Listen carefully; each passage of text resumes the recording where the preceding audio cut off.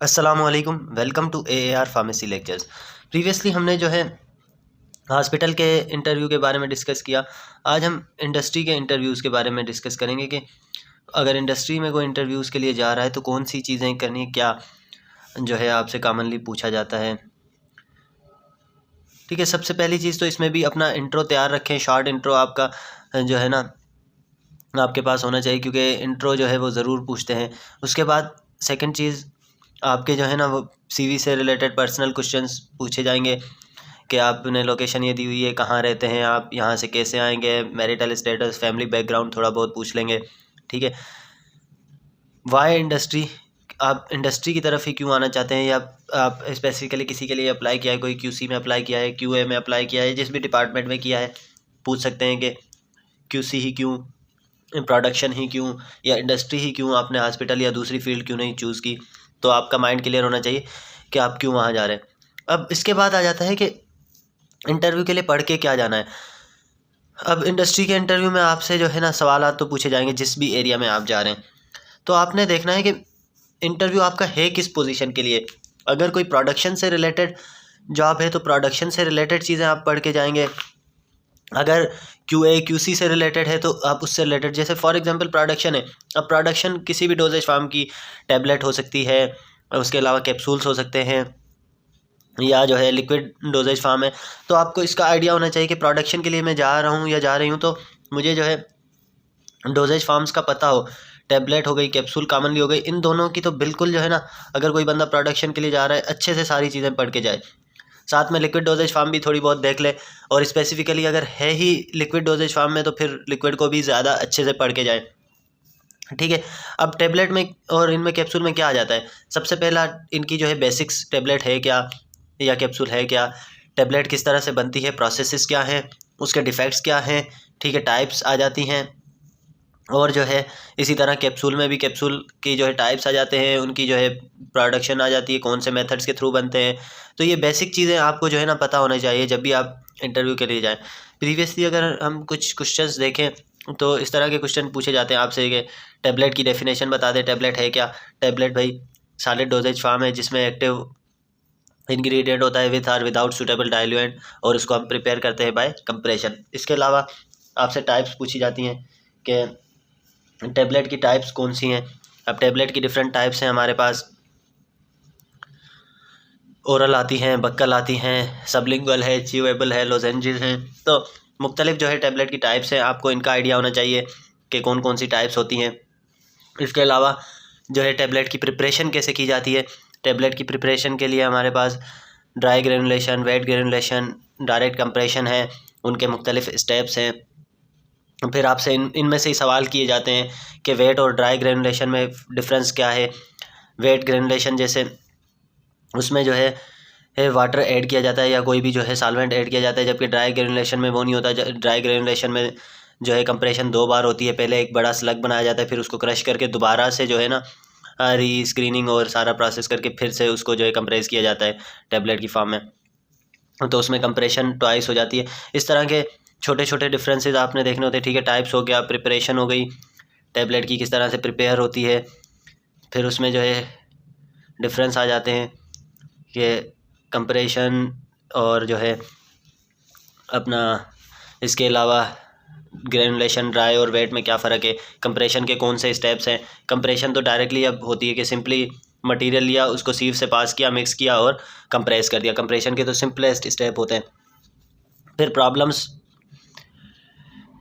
Tablet के problems भी आ रहे होते हैं तो प्रॉब्लम्स भी अच्छे से पढ़ लें। मॉडलिंग है, चिपिंग है, पिकिंग स्टिकिंग है, कैपिंग है।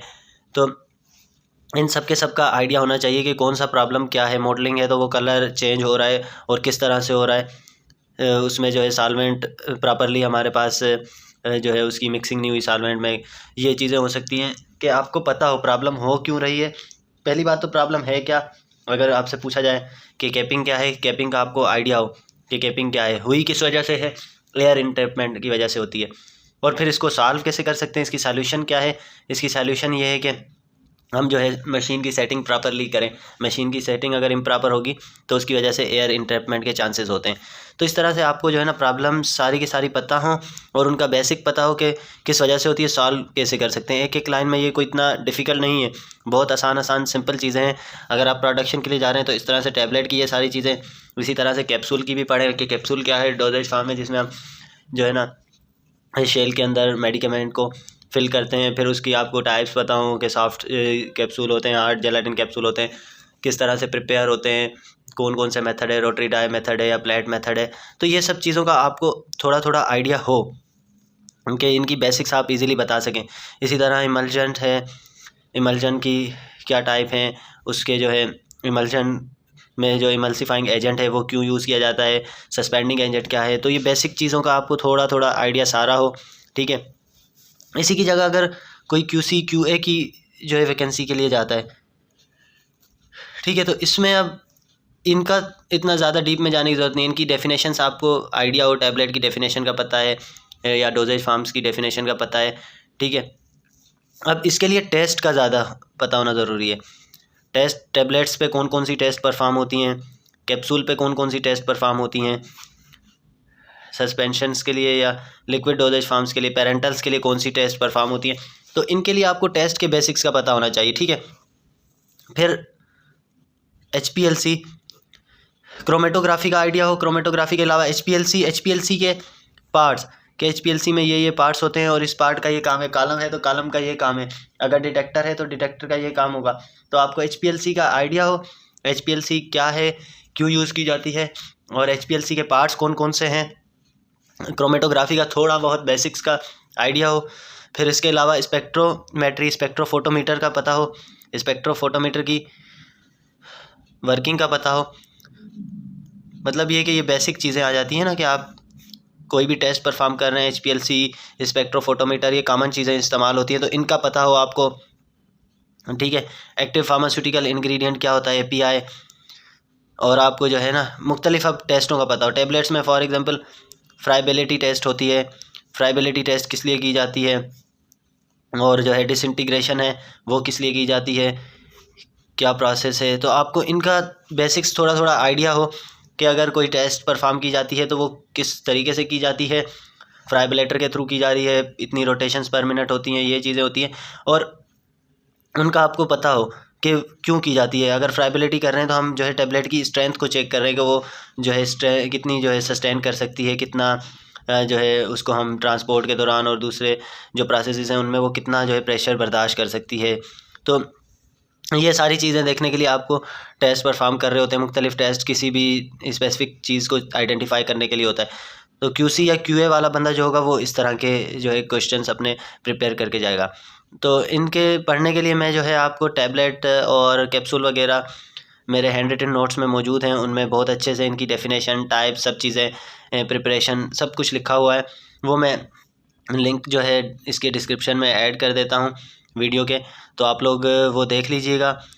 उसमें आप ये चैप्टर अच्छे से पढ़ के जाइए, टैबलेट कैप्सूल वाला। और QC के टेस्ट के लिए आप जो है किसी भी नोट्स या बुक को फॉलो करके इजीली QC की टेस्ट पढ़ सकते हैं, वो भी पढ़ के जाएं और अपना जो है इंटरव्यू में बेस्ट दें, कॉन्फिडेंस के साथ जाएं, चीज़ों को जो है समझें। सवाल अगर कहीं पे आपको समझ नहीं आ रहा तो रुकें, रिपीट भी करा सकते हैं, या रिपीट नहीं भी करा रहे तो स्किप करके नेक्स्ट की तरफ मूव करें।